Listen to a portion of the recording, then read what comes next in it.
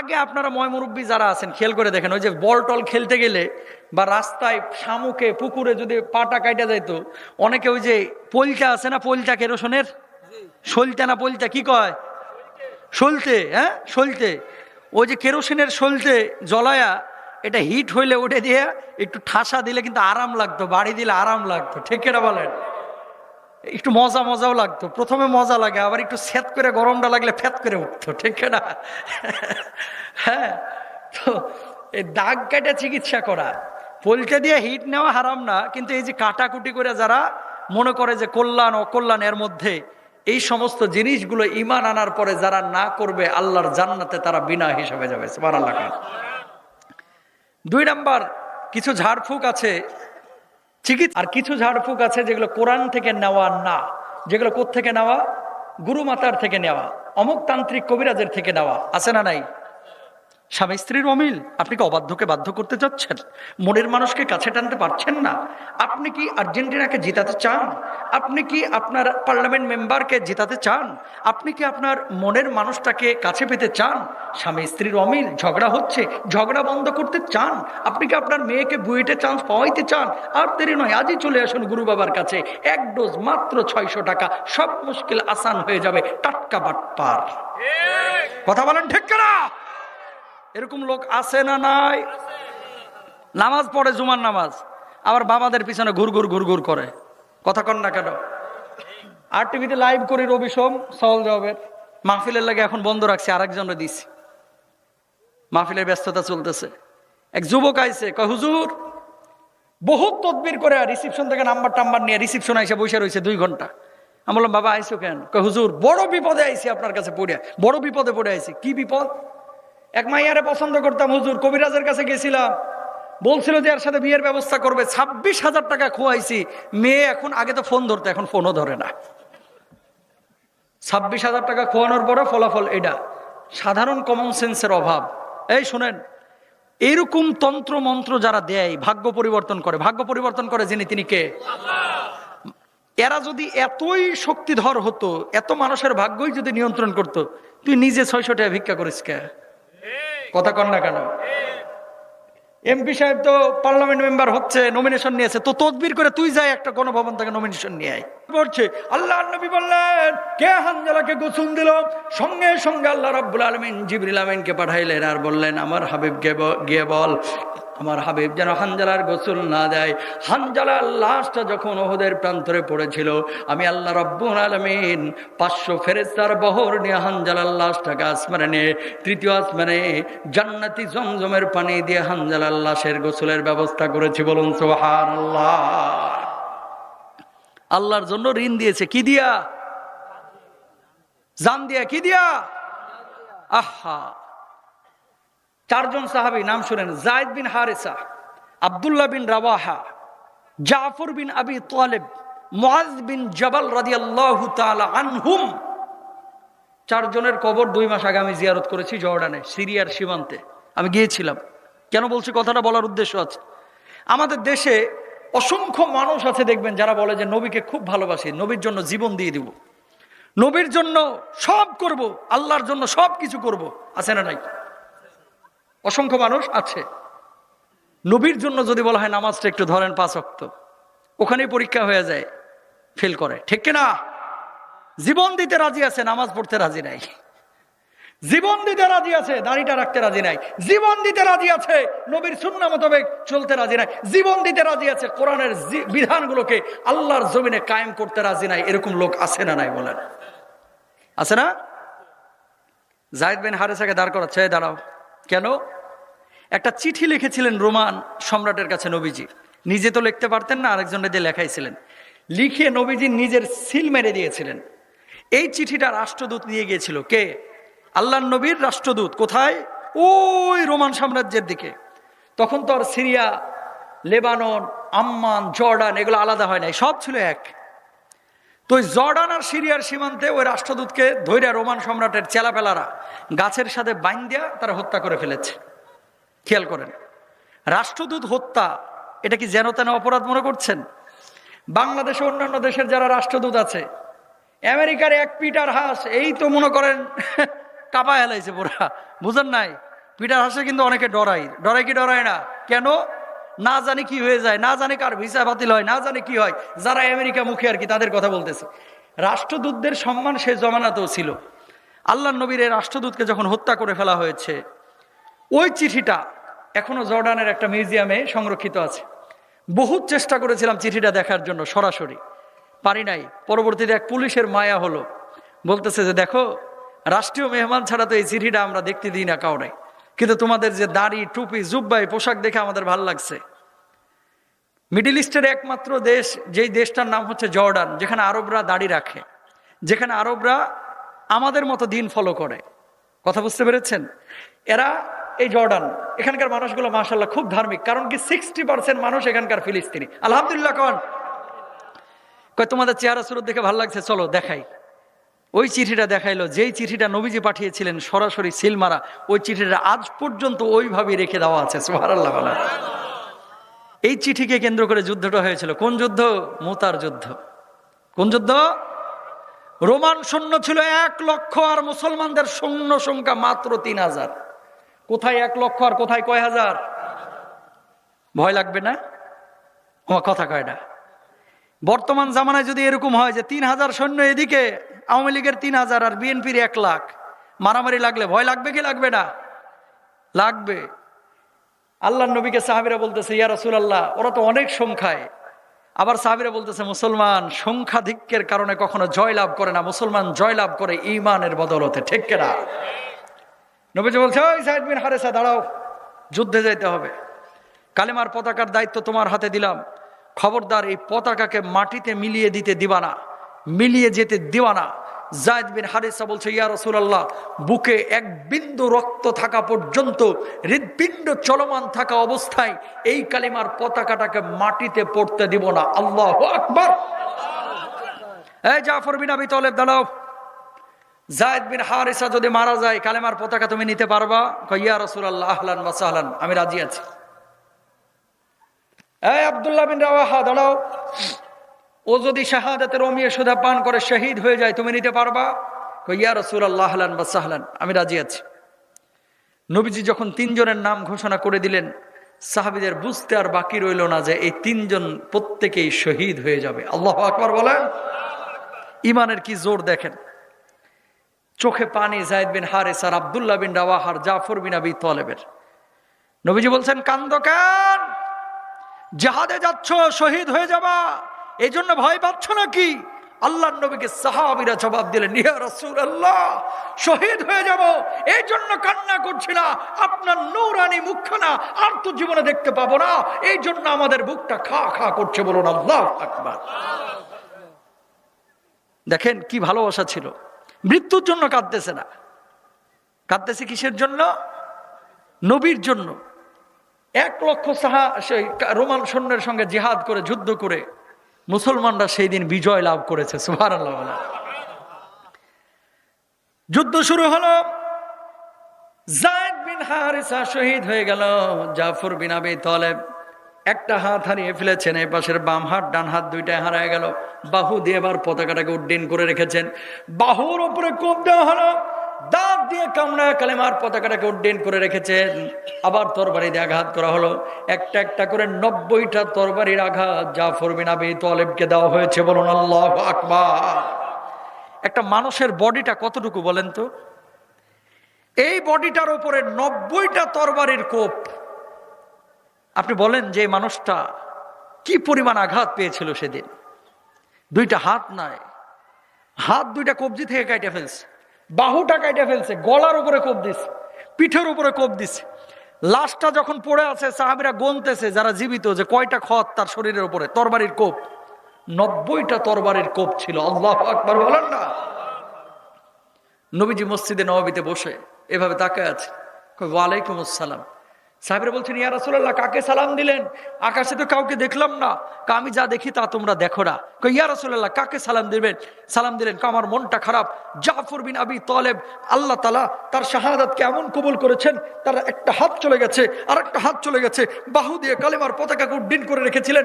শহীদ যখন হয়েছে, 90টা তরবারির কোপ যখন খেয়েছে, এত খুশি হয়েছেন, আল্লাহ ফেরেশতাদের একটা বহর পাঠিয়ে দিয়েছেন। জাফর বিন আবি তালেবকে সংবর্ধনা দিয়ে আমি আল্লাহ রাব্বুল আলামিনের জান্নাতে নিয়ে আই। যখন জাফর জান্নাতে যাচ্ছিল, 2টা জান্নাতি বাহু পাখা তার 2 পাশে লাগিয়ে দিয়েছে, উঠতে উঠতে যাচ্ছিল। আর আমি নবীকে মসজিদে নববীতে আমি যে বসেছিলাম মনটা খারাপ করে, আমাকে সালাম দিয়ে জাফর বিন আবি তালেব সেই জায়গায় চলে গেল। সুবহানাল্লাহ। মেরাজে নবীজি যেদিন গিয়েছিলেন, নবীজি বের হওয়ার পরে যখন মেরাজের ঘটনা শেয়ার করছিলেন, বলছেন 2টা মানুষকে জান্নাতে 2 অবস্থায় দেখলাম। কয়টা? জোরে বলেন, কয়টা? 1 নম্বর হচ্ছে হযরত হামজা, নবীজির চাচা। উনি জান্নাতে একটা মুক্তা খচিত সিংহাসনে এইভাবে হেলান দিয়ে বসে জান্নাতের দৃশ্যগুলো দেখছিলেন। সুবহানাল্লাহ বলেন না? কে? হযরত হামজা রাদিয়াল্লাহু তাআলা। আরেকজনকে আমি দেখেছি, যাকে আল্লাহ তাআলা জান্নাতে 2টা পাখা দিয়েছে। এই পাখা 2টা নিয়ে জান্নাতে উঠতেছিল আর জান্নাতের ফলগুলো ভক্ষণ করতেছিল। সেটা হচ্ছে আমার জাফর বিন আবি তালেব। সুবহানাল্লাহ বলেন না?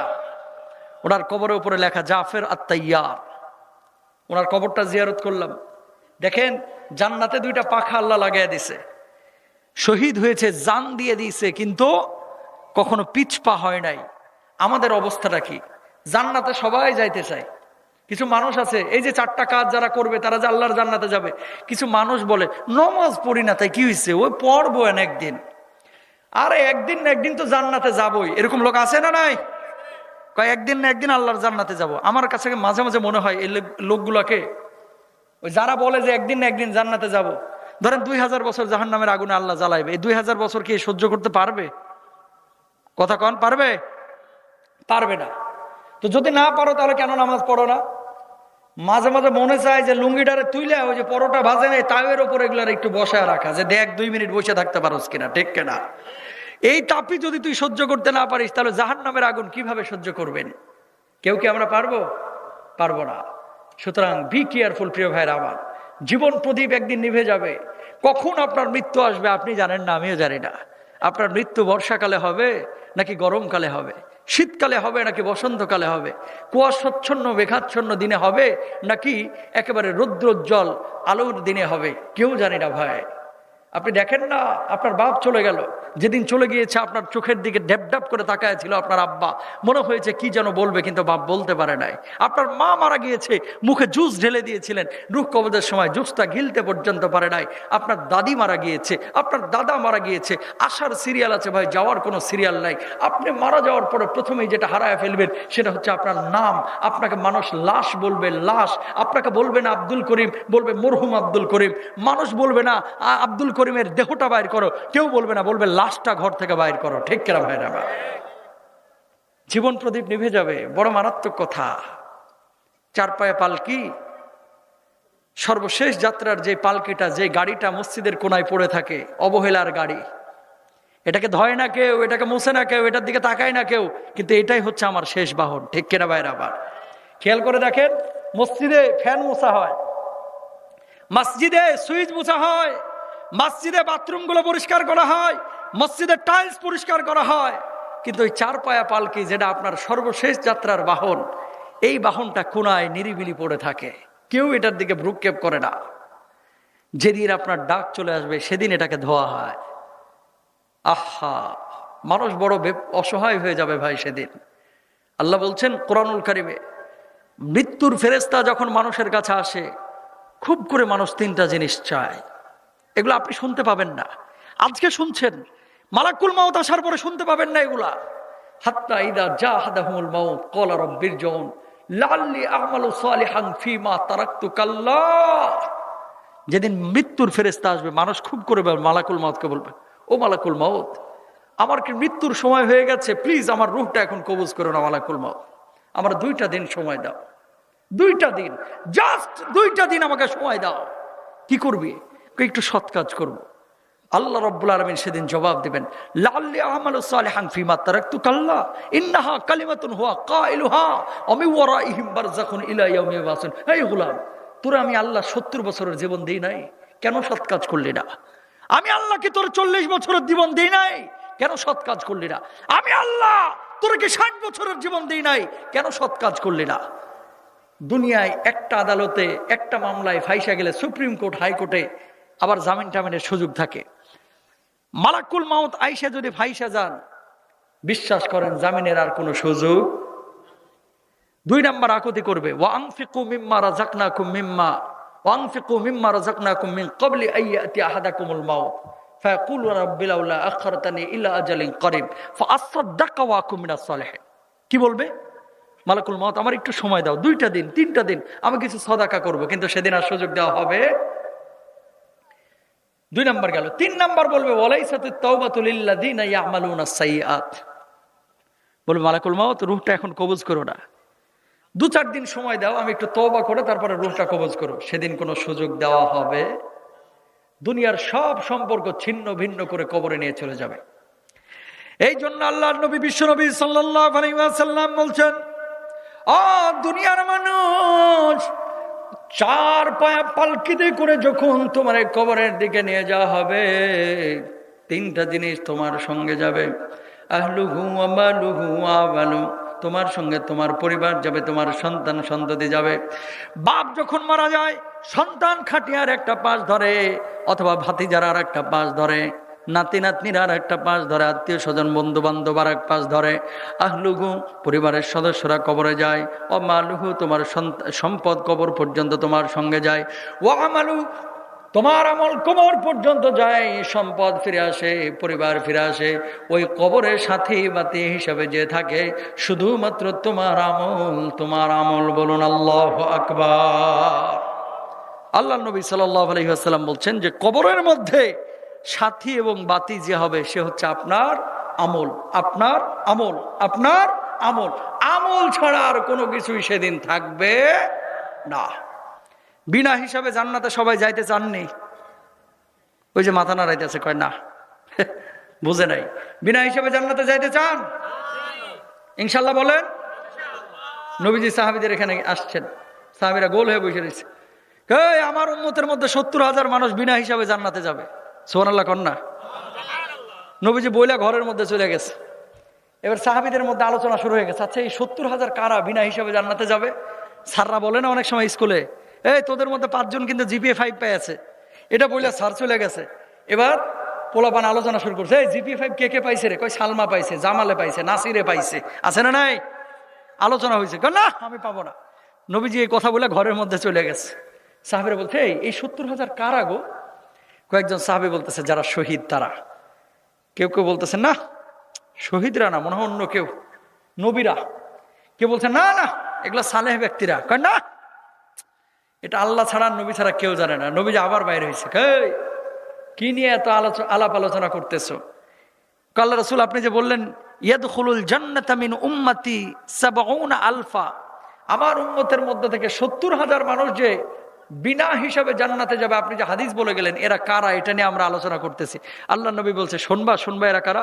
লা ইয়াস্তারকুনা ওয়ালা ইয়াতাতায়্যারুনা ওয়ালা ইয়াতাওয়ুনা ওয়া আলা রাব্বিহিম ইয়াতাওয়াক্কালুনা। আল্লাহু আকবার বলেন। 4টা কাজ যারা করতে পারবে ঈমান আনার পরে, এরা বিনা হিসাবে আল্লাহর জান্নাতে এই 70,000-এর মধ্যে গণ্য হয়ে যাবে। আপনি বলবেন যে হুজুর এই 4টা কাজ যদি এখন 1 কোটি মানুষ করে তাহলে কেমনে হবে? মুহাদ্দিসিনরা এই জন্য ব্যাখ্যা করেছেন শুধু 70,000 না, বরং 70,000 থেকে 70,000 কয়েকবার গুণ দিলে কয়েকশো কোটি উম্মত এরকম আছে, নবীজির উম্মত, যাদেরকে আল্লাহ রাব্বুল আলামিন বিনা হিসাবে আল্লাহর জান্নাতে দিবে। সুবহানাল্লাহ। এরা কারা? 1 নাম্বার, যারা দাগ কাটা চিকিৎসা করে না। দাগ কাটে চিকিৎসা বুঝেন? বুঝেন না, বুঝে দিক। এ বলে আলোচনা শেষ। হজ, এখান থেকে হজে গেছেন কে কে? এরকম আছেন কেউ? হজে গেছেন বা উমরায় গেছেন, আছেন কেউ? ওই যে একজন, ওমা কি এলাকায় এসে পড়ছি আজকে, হাজিও না একটা ওই এলাকায়, মাশাআল্লাহ। ওই যে একজন হাজি সাহেব আছে, আর কেউ নাই না? আল্লাহ সবাইকে আল্লাহর ঘর জিয়ারত করার তৌফিক দান করুক, আমিন বলেন। জোরে কর না, এর লাগি তো দোয়া কবুল হয় না। আরে আজিব এলাকা দেখে আজকে পড়ছি, তার মানে এলাকায় আসলে কোনো হাজি নাই নাকি মাহফিলে আসে নাই? আস্তাগফিরুল্লাহ, আস্তাগফিরুল্লাহ। আরে শহরে বাড়ি তো, ওই যে বাজারের ধারে বাড়ি, তাও হজ করে না মানুষ। আল্লাহ বুঝদান করুক, আমিন বলেন। বাইতুল্লাহ দেখতে মন চায় কি চায় না? আল্লাহ সবাইকে হাজি বানায় দেন, আমিন বলেন। হজ্জে যারা গিয়েছেন আপনারা দেখবেন আফ্রিকার কিছু মহিলা আছে এই যে গাল কাটা, নাক কাটা, ইউটিউব ফেসবুকেও দেখতে পাবেন। এরা কি করে, এই যে গালটারে কাইটা দেয়, দিয়ে সম্ভ্রান্ত। যার গাল যত বেশি কাটা এ তত বেশি সম্ভ্রান্ত, মানে এর তত বেশি ভালো জায়গায় বিয়ে হয়। এটা আসল মহিলা। নাউজুবিল্লাহ কন। আগে আপনারা ময়মুরব্বী যারা আছেন খেয়াল করে দেখেন, ওই যে বল টল খেলতে গেলে বা রাস্তায় শামুকে পুকুরে যদি পাটা কাইটা যাইতো, অনেকে ওই যে পলটা আছে না, পলটা কেরোসনের, সলতে না পলটা কি কয়, সলতে, হ্যাঁ সলতে, ওই যে কেরোসিনের সলতে জ্বলায়া এটা হিট হইলে উঠে দিয়ে একটু ঠাসা দিলে কিন্তু আরাম লাগতো, বাড়ি দিলে আরাম লাগতো, ঠিক এটা বলেন? একটু মজা মজাও লাগতো, প্রথমে মজা লাগে, আবার একটু সেত করে গরমটা লাগলে ফ্যাত করে উঠতো, ঠিক না? হ্যাঁ, তো এই দাগ কাটা চিকিৎসা করা, পোলটে দিয়ে হিট নেওয়া হারাম না, কিন্তু এই যে কাটাকুটি করে যারা মনে করে যে কল্যাণ অকল্যাণ এর মধ্যে, এই সমস্ত জিনিসগুলো ঈমান আনার পরে যারা না করবে, আল্লাহর জান্নাতে তারা বিনা হিসাবে যাবে, সুবহানাল্লাহ। 2 নাম্বার, কিছু ঝাড়ফুঁক আছে চিকিৎসা, আর কিছু ঝাড়ফুঁক আছে যেগুলো কোরআন থেকে নেওয়া না, যেগুলো কোত্থেকে নেওয়া, গুরু মাতার থেকে নেওয়া, অমুক তান্ত্রিক কবিরাজের থেকে নেওয়া, আছে না নাই? স্বামী স্ত্রীর অমিল, আপনি কি অবাধ্যকে বাধ্য করতে চাচ্ছেন? মনের মানুষকে কাছে টানতে পারছেন না? আপনি কি আর্জেন্টিনাকে জিতাতে চান? আপনি কি আপনার পার্লামেন্ট মেম্বারকে জিতাতে চান? আপনি কি আপনার মনের মানুষটাকে কাছে পেতে চান? স্বামী স্ত্রীর অমিল, ঝগড়া হচ্ছে, ঝগড়া বন্ধ করতে চান? আপনি কি আপনার মেয়েকে বুয়েটে চান্স পাওয়াইতে চান? আর দেরি নয়, আজই চলে আসুন গুরু বাবার কাছে, 1 ডোজ মাত্র 600 টাকা, সব মুশকিল আসান হয়ে যাবে। টাটকা বাটপার, কথা বলেন ঠিক না? এরকম লোক আছে না নাই? নামাজ পড়ে, জুমার নামাজ, আবার বাবাদের পিছনে ঘুরঘুর ঘুরঘুর করে, কথা কন না কেন? আর টিভিতে লাইভ করি রবি সোম সওয়াল জবাবের, মাহফিলের লাগে এখন বন্ধ রাখছি, আরেকজনরে দিছি, মাহফিলের ব্যস্ততা চলতেছে। এক যুবক আইছে, কয় হুজুর বহুত তদবির করে রিসিপশন থেকে নাম্বার টাম্বার নিয়ে রিসিপশন আইসে বসে রয়েছে 2 ঘন্টা। আমি বললাম বাবা আইসো কেন? কয় হুজুর বড় বিপদে আইছি, আপনার কাছে পড়ে বড় বিপদে পড়ে আইছি। কি বিপদ? এক মাইয়ারে পছন্দ করতাম হুজুর, কবিরাজের কাছে গেছিলাম, বলছিল যে এর সাথে বিয়ের ব্যবস্থা করবে, 26,000 টাকা খোয়াইছি, মেয়ে এখন, আগে তো ফোন ধরতো, এখন ফোনও ধরে না। 26,000 টাকা খোয়ানোর পরে ফলাফল এটা। সাধারণ কমন সেন্সের অভাব। এই শুনেন, এরকম তন্ত্র মন্ত্র যারা দেয়, ভাগ্য পরিবর্তন করে, ভাগ্য পরিবর্তন করে যিনি, তিনি কে?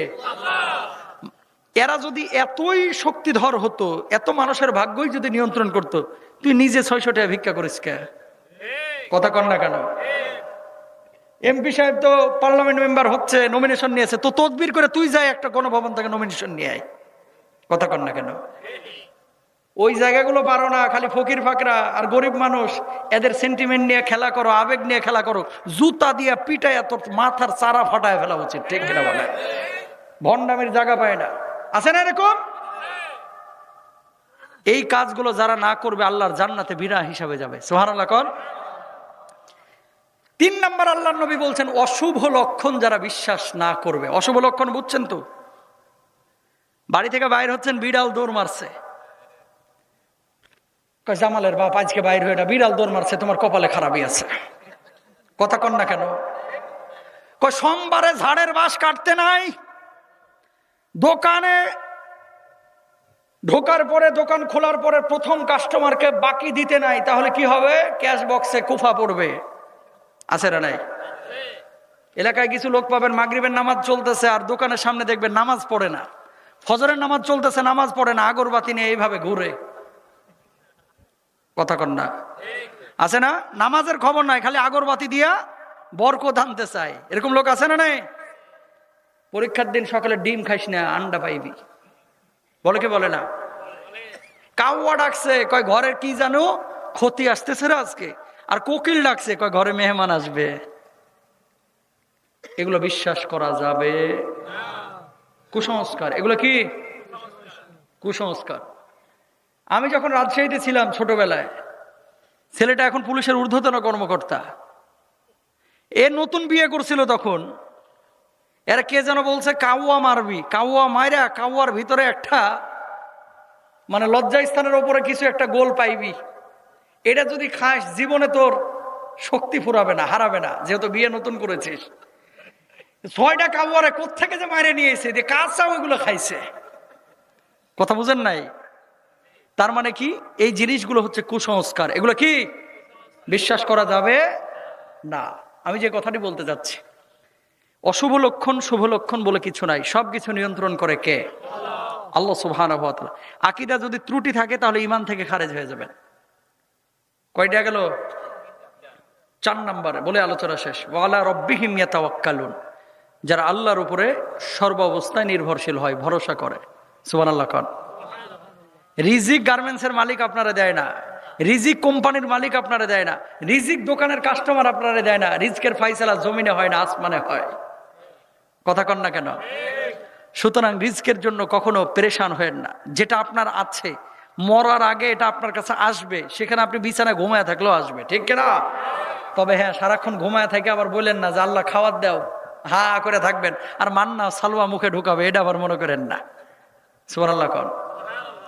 সাগরের নীলতিমি ডিসকভারিতে দেখছেন না আপনারা? নীলতিমি, একটা নীলতিমি প্রতিদিন 60 টন শুধু গোশত খায়। সুবহানাল্লাহ কোন। কয় টন? একটা নীলতিমির প্রতিদিন খাবার কয় টন? 60 টন। গোটা দুনিয়াতে সাগরগুলোতে মনে হয় নীলতিমি মাত্র একটা আছে নাকি? কয়েক লাখ আছে না? 60 টন গোশত একটা নীলতিমি প্রতিদিন খায়। ও নীলতিমি মনে হয় ঝিনাইদহ উপজেলা স্বাস্থ্য কমপ্লেক্সে চাকরি করে। খাওয়াচ্ছে কে? এই যে গাছগুলো যে আছে আপনার আশপাশে, লাখ লাখ গাছ, পাখিও লাখ লাখ, খাওয়াচ্ছে কে? রাস্তার কুকুরগুলোকে খাওয়াচ্ছে কে? ওরাও তাওয়াক্কুল করেছে আল্লাহর উপরে, আপনিও করেছেন। ওরা তাওয়াক্কুলও করেছে, চেষ্টাও চালাচ্ছে। আল্লাহ সাগরের পানির মধ্যে 1 ট্রাক করে গোশত প্রতিটা নীলতিমিকে খাওয়াচ্ছে। আর আপনি আমি কি করি? 1.5 কেজি চালের জন্য নিজের আপন ভাইয়ের মাথা ফাটায় ফেলাই। কথা বলেন ঠিক কিনা? 500টা টাকার লাগে এই বাংলার জমিনে মানুষকে হত্যা পর্যন্ত করে ফেলে, ঠিক কিনা বলেন? 3,000 টাকার লাগে আরেকজনের গাড়ি পুড়ায় ফেলাই। কথা বলেন ঠিক কিনা? 2,000 টাকার লাগে আরেকজনের প্রাইভেট কারে হামলা করে, ঠিক কিনা ভাইরা? তার মানে কি? তার মানে হচ্ছে আমাদের ঈমান আমল থেকে আমরা অনেক দূরে সরে যাচ্ছি। আল্লাহ আমাদের সবাইকে বোঝার তৌফিক দান করুন। আরো জোরে বলেন আমিন। হাদা মা ইনদি ওয়াল ইলমু ইনদাল্লাহ আলাইহি তাওয়াক্কালতু ওয়া ইলাইহি উনীব ওয়া আখির দাওয়ানা আলহামদুলিল্লাহি রাব্বিল আলামিন। আসসালামু আলাইকুম ওয়া রাহমাতুল্লাহি ওয়া বারাকাতুহু। যে মাদ্রাসাটি আপনারা দেখছেন, যে মাদ্রাসার জন্য আপনারা এখানে এসেছেন, পরবর্তীতে আসলে মানুষ নাই, কার